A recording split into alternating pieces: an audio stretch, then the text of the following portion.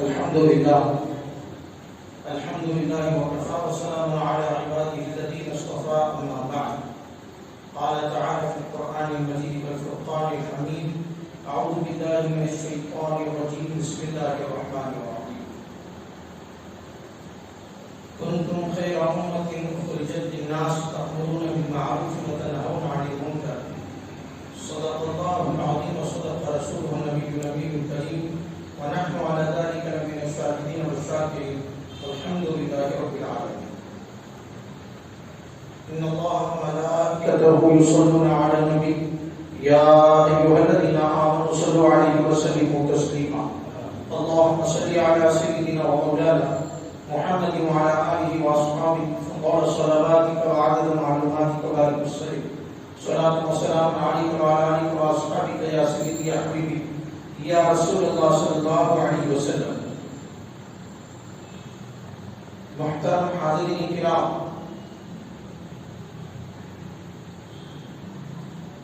الحمدللہ اللہ کا فضل، اس کا شکر ہے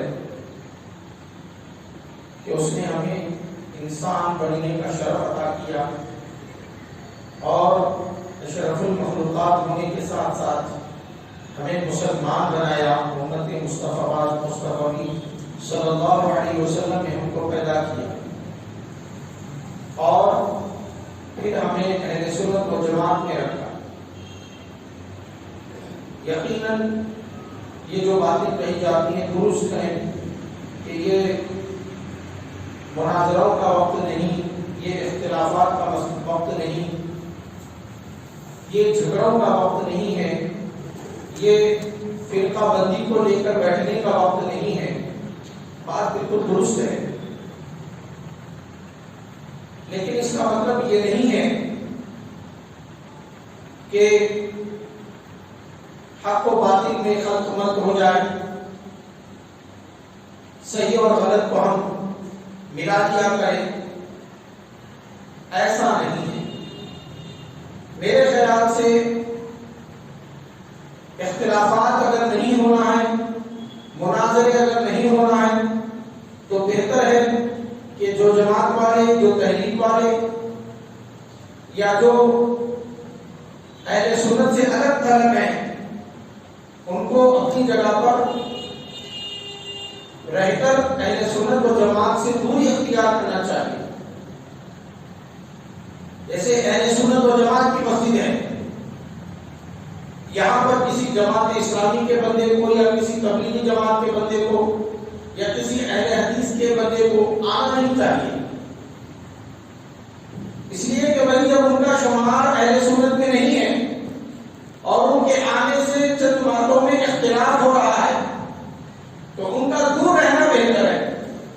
ٹھیک اسی طرح جس طرح اہل سنت و جماعت کے کوئی عالم یا کوئی بندہ تبلیغی جماعت کی مسجد میں یا جماعت اسلامی کی مسجد میں یا کسی اور جماعت کی والوں کے پاس جا کر مسائل کھڑے نہیں کرتا، نہ کہ جا کر ان لوگوں سے کہتا ہے کہ بھائی آپ لوگ آ کر مجھ سے ملیے، آپ لوگ آ کر اہل سنت و جماعت میں داخل ہو جائیے، آپ لوگ آ کر فاتحہ و درود پڑھیے. نہیں کہتے. بھائی جب ان کو اختلاف ہے، وہ نہیں مانتے تو وہ اپنی جگہ پر ہے. اختلافات اگر دور کرنا ہے تو یہ بہتر ہے. مگر یہ ایک افسوس کا مقام ہے کہ جب ہم کسی فرق کو بیان نہیں کرتے تو ہمارے اپنے جو اہل سنت و جماعت کے جو میلاد خالی کرنے والے، جو میلاد النبی صلی اللہ علیہ وسلم کو منانے والے، جو 11ویں شریف کا اہتمام کرنے والے، جو فاتحہ و درود کو کا اہتمام کرنے والے، درود و سلام کو جائز سمجھتے ہیں، ثواب کا ذریعہ سمجھتے ہیں اور آقا صلی اللہ علیہ وسلم کی بارگاہ میں اپنی محبت کا اظہار کرنے کو سمجھتے ہیں، ایسے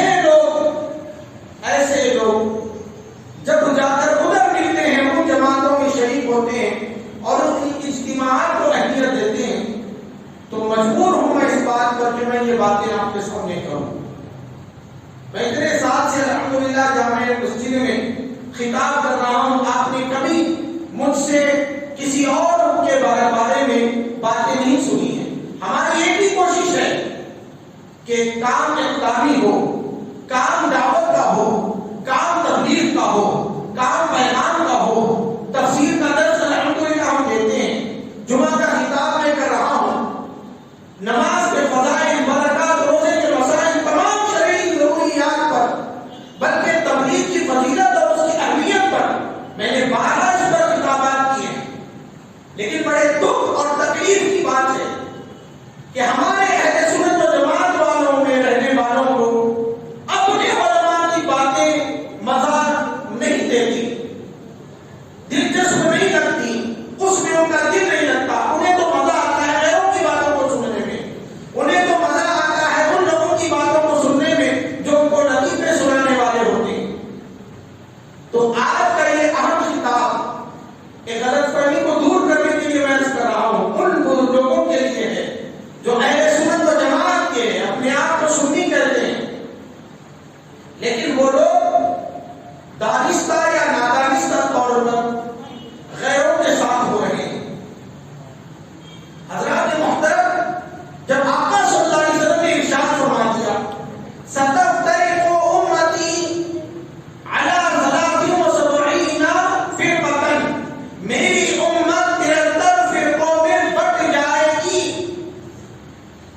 اور یہ 73 فرقوں کا مطلب مذاہب نہیں ہے کہ 73 مذہب ہوں گے، جیسے یہودی مذہب ہے، نصرانی مذہب ہے، عیسائی مذہب ہے، ایسا مذہب نہیں، بلکہ مسلمانوں کے اندر، اسلام سے وابستہ لوگوں کے اندر 73 فرقے بن جائیں گے۔ جب حضور نے ارشاد فرما دیا تو ہم اس میں لاپرواہی کیسے برت سکتے ہیں؟ ہم یہ کیسے سوچ سکتے ہیں نہیں بھائی سب ایک ہے، سب ایک ہے۔ یہاں پر یاد رکھ لیں، اہل سنت و جماعت کے کسی بزرگ نے یا کسی عالم نے نہ پہلے نہ آج نہ کبھی کسی کو اہل سنت سے خارج کرتے، کسی کو اہل سنت سے نہیں نکالتے۔ اگر اللہ ماشاء اللہ اگر کوئی نکالتے ہیں، اگر کوئی کرتے ہیں تو ان کے عمل سے ہم متفق نہیں ہیں، ان کی باتوں سے متفق نہیں ہیں۔ جو عقائد اہل سنت و جماعت کے پر گامزن رہنے والوں کو میں اس لیے اہل سنت سے خارج کرتے ہیں کہ بھائی وہ ان کے مزاج کے مطابق نہیں بیٹھتے، یہ بات الگ ہے۔ لیکن اہل سنت و جماعت کے جو عقائد ہیں، اس کے جو روایات ہیں، اس کے جو رسومات ہیں، وہ عیاں ہیں، سب جانتے ہیں، سب کو پتا ہے اہل سنت و جماعت کی روایات کیا ہیں، ان کا طریقہ کار کیا ہے، اور خصوصاً پھر ان کے عقائد کیا ہیں۔ تو ان عقیدوں سے جب کوئی الگ ہوتا ہے، اس عقیدے سے جب کوئی پھر جاتا ہے، تو وہ اہل سنت سے خود خارج ہو رہا ہے، خود نکل رہا ہے، کوئی اس کو نکال نہیں رہا۔ ہاں جو نکل گیا اس کو بتانا الگ بات ہے کہ بھائی آپ وہ نکل گئے، اس کو بتانا الگ بات، نکالا کسی نے نہیں، نکلنے والا خود نکلتا ہے۔ یاد رکھیں جتنے گمراہ فرقے ہیں سب اہل سنت و جماعت سے نکلے ہیں، سب اہل سنت و جماعت سے نکلے ہیں، اور نکلے تو ان کا کوئی بانی بنا، ان کی کوئی شروعات ہوئی، ان کی کوئی شروعات ہوئی۔ جیسے فرقہ معتزلہ بنا، اس کا بانی واصل بن عطا ہوا۔ کوئی بھی جماعت آپ لے لیں، اس کا کوئی بانی ہوتا ہے، جی اس کا کوئی بانی ہوتا ہے، اس کا کوئی فونڈا ہوتا ہے، اور خاص طور پہ جب وہ جماعت کچھ عقیدوں کو مدون کرتی ہے، عقائد میں دخل اندازی کرتی ہے، تو پھر ایک فرقے کی شکل اختیار کر لیتی ہے۔ دعوت اسلامی کوئی فرقہ نہیں ہے، اس لیے کہ یہ عقیدے کو مدون کرنے والی جماعت نہیں ہے، یہ اہل سنت و جماعت ہی کے کام کو اور اس کے عقائد کو فروغ دینے والی ایک تحریک ہے۔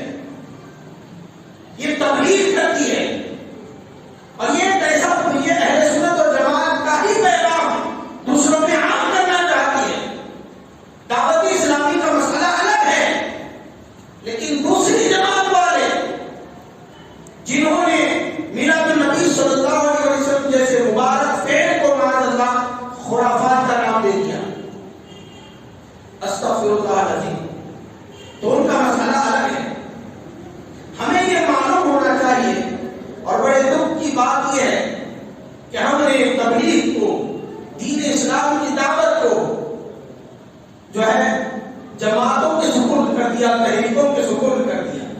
ہاں نماز کی دعوت دیں گے، کون دے رہے صاحب؟ دعوت اسلامی والے دے رہے. نماز کی دعوت دے رہے، کون دے رہے؟ جماعت اسلامی والے، تبلیغی جماعت، کوئی بھی فلاں. مسلمان کیا کر رہے ہیں صاحب؟ گھروں میں ماں باپ کیا کر رہے ہیں؟ وہ جماعت والے نہیں ہے نا، ان بچوں کو بھی نہیں اٹھا جاتے. وہ کسی کو دعوت نہیں دیں گے. تمام علماء فرماتے ہیں قرآن مجید میں جو اللہ تبارک و تعالیٰ نے فرمایا، اب قرآن کریم دین حق کی کتاب ہے، آقا دو عالم صلی اللہ علیہ وسلم پر نازل ہوئی ہے. یہ کسی جماعت کی یا کسی فرقے کی کتاب نہیں ہے. یہ اسلام کا مرکز ہے قرآن پاک. اور اسی قرآن پاک میں اللہ تعالیٰ نے فرمایا وَيُقِيمُونَ الصَّلَاةَ، اور وہ نماز کو قائم کرتے ہیں. کون؟ اس سے پہلے گزرا الَّذِينَ يُؤْمِنُونَ بِالْغَيْبِ، جو ایمان لاتے ہیں غیب پر. یعنی مومنین نماز کو قائم کرتے ہیں. اور کسی اور مقام پر حکم دیتے ہیں اقیموا الصلاۃ، نماز کو قائم کرو. یہ نہیں کہا نماز پڑھو، بلکہ کہا نماز قائم کرو. نماز قائم کرنے کا مطلب یہ ہے کہ شریعت نے جس طرح ہم سے نماز کا مطالبہ کیا، ہم ویسی نماز رب کی بارگاہ میں پیش کریں. صرف نماز فرض نہیں ہوئی، نماز مقررہ اوقات میں فرض ہوئی. اور جماعت کو واجب کا درجہ دے دیا گیا، سنت مؤکدہ کا درجہ. سنت مؤکدہ ہے جماعت سے نماز پڑھنا. تو جماعت کے ساتھ نماز پڑھنا، سب مل کر نماز پڑھنا، بھائی یہ اسلام کا مسئلہ ہے، کسی ایک جماعت کا مسئلہ نہیں ہے. اصل بات یہ ہونی چاہیے کہ جب ادا ہو جائے، یہ آپ کے لیے عظیم دعوت ہے رب کی طرف سے، ہمیں اس کی طرف آنا چاہیے، ہمیں اس کی طرف آنا چاہیے. مگر بڑے افسوس کی بات ہے اور مجھے دکھ ہوتا ہے کہ صرف اس بات سے جماعت والوں کو لوگ پسند کرتے ہیں کہ وہ گھر پر آ کر کھٹا مار کر اٹھاتے ہیں. لا حول ولا قوت. ہاں کسی دعوت میں ہم جاتے ہیں تو کیا کھٹا مار کر بلا کر لے جاتا ہے؟ نہیں، روٹا بھجاتی ہے صاحب، روٹے کی بنیاد میں پہنچ جاتے ہیں. فون کر کے بھی بول دیے تو دعوت میں پہنچ جاتے ہیں. مگر یہاں پر مسجد سے اذان ہو رہی ہے، لا حول ولا قوت، ہمیں اذان کی اہمیت نہ رہی، آ کر کھٹا مار کر بلا کر لے کے جانا پڑتا. احسان کر رہے مسجد کو آ کے، دین پر احسان کر رہے ہیں ہم، نماز پڑھ کے، دین پر عمل کر کے، اسلام پر عمل کر کے ہم کس پر احسان کر رہے ہیں؟ یاد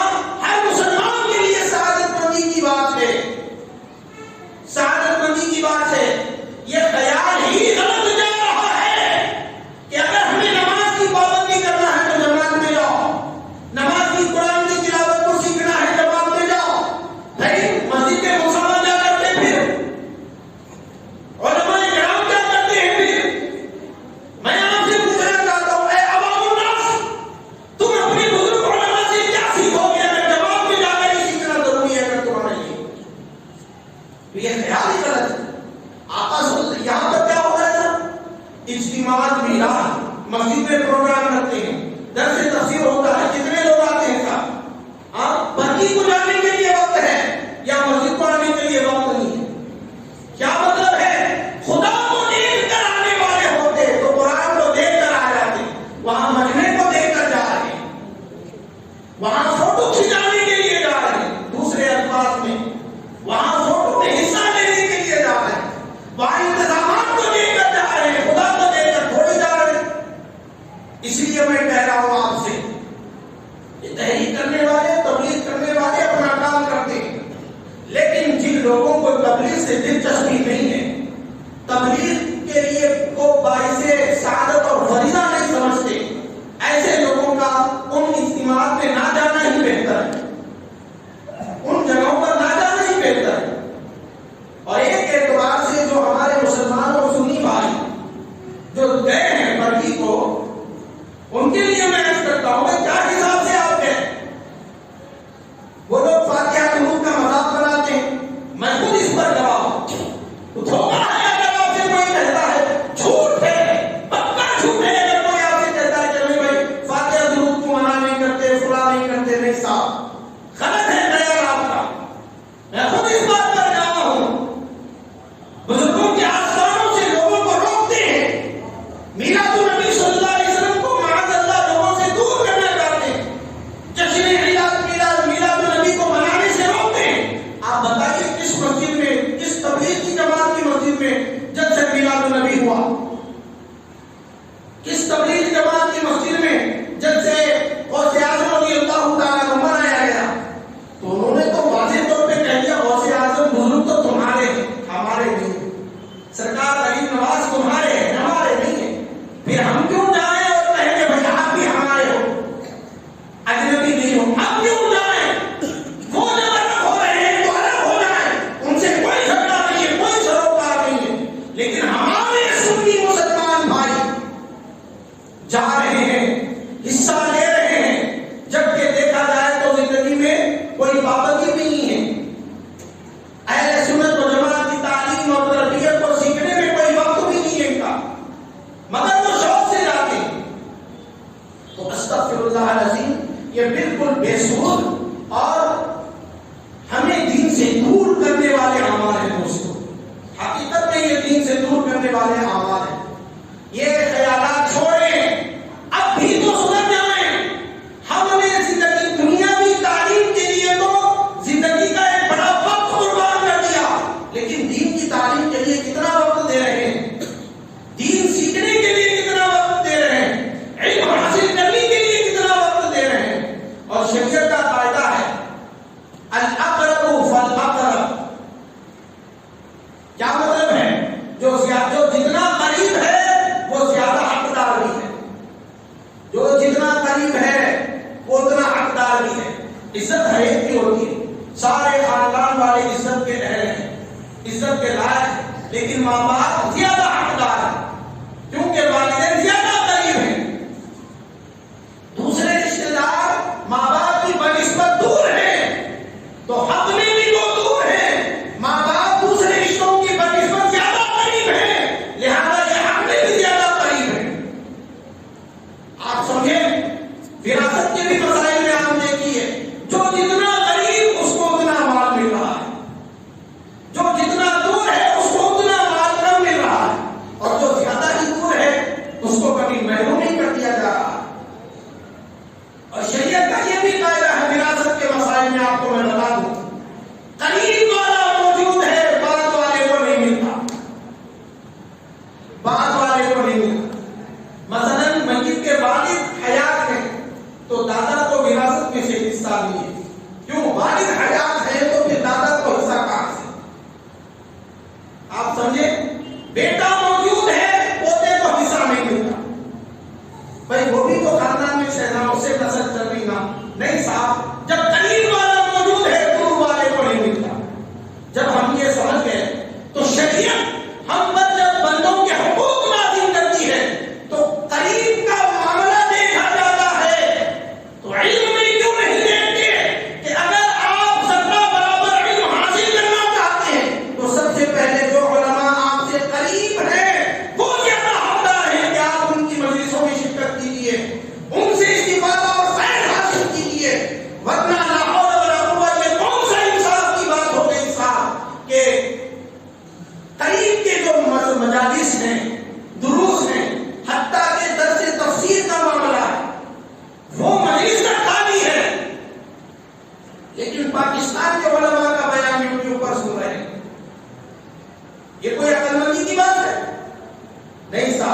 الاقرب فالاقرب، جو زیادہ قریب ہے وہ ہماری تعلیم کا، وہ ہمارے احترام کا، وہ ہماری عقیدت مندی کا زیادہ حقدار ہے، اس کو اہمیت دیجیے آپ۔ یہ ایک مسئلہ اگر آپ سیکھیں نا، 1000 باتوں میں آپ کو مسائل حل ہو جائیں گے۔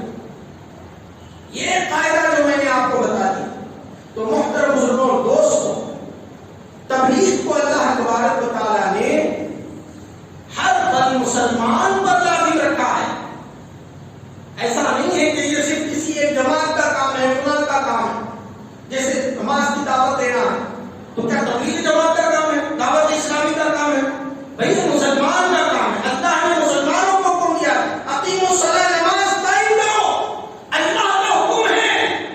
ہم کون ہوتے ہیں ذمہ داریوں کو بانٹنے والے، ذمہ داریوں کو تقسیم کرنے والے؟ بیٹے کی نماز کا پہلا جواب دینے والا باپ ہوگا، اور باپ کی نماز کا پہلا جواب دینے والا بیٹا ہوگا، کوئی اور نہیں ہوں گے۔ آپ آگے نہیں بول سکتے، نہیں انہوں نے بولا تھے، وہ جماعت والے نے بولا تھے، وہ مسا خاموں بیٹھے ہوئے تھے، انہوں نے بولا تھے۔ نہیں صاحب، اللہ نے تجھے عقل دی، سوچ بوجھ دیا، اپنا رزق خود تلاش کر رہا تھا۔ نماز کی بات آئی تو دوسروں پہ بھروسہ چھوڑ دیا، جی دین پر عمل کی بات آئی تو دوسروں پہ بھروسہ چھوڑ دیا، داڑھی کا مسئلہ آیا تو دوسروں پہ بھروسہ چھوڑ دیا۔ اصل چکر کیا ہے میں آپ کو بتاؤں؟ اب میں آپ کو بتا رہا ہوں اصل چکر کیا ہے۔ اصل چکر یہ ہے کہ ہم نے اسلامی کلچر کو اپنے معاشرے سے نکال دیا۔ اسلامی کلچر کو، اسلام نے جو سوچ ہمیں دی، وہ سوچ ہمارے معاشرے سے دور جا رہی ہے۔ اسلام نے ہمیں جو تعلیم دی، وہ تعلیم ہم سے دور جا رہی ہے۔ اسلام نے ہمیں جو تہذیب عطا کی، وہ تہذیب ہمارے گھروں سے نکلتی چلی جا رہی ہے، نکلتی چلی جا رہی ہے۔ دین پر عمل کا جذبہ کم ہوتا چلا جا رہا ہے، کم سے کم ہوتا چلا جا رہا ہے۔ دین کے لیے احساس مرتا چلا جا رہا ہے، مرتا چلا جا رہا ہے۔ یہ احساس مرنے کی سب سے بڑی علامت ہے کہ زندگی کے ایک خطے پر مسلمانوں کا قتل عام ہوتا ہے، تو دوسرے خطے پر ہمارے علاقوں میں ہی، ہمارے شادی خانوں میں، ہماری شادیوں میں، ہماری تقاریب میں بینڈ باجا بجایا جا رہا ہے، پٹاخے پھوڑے جا رہے ہیں۔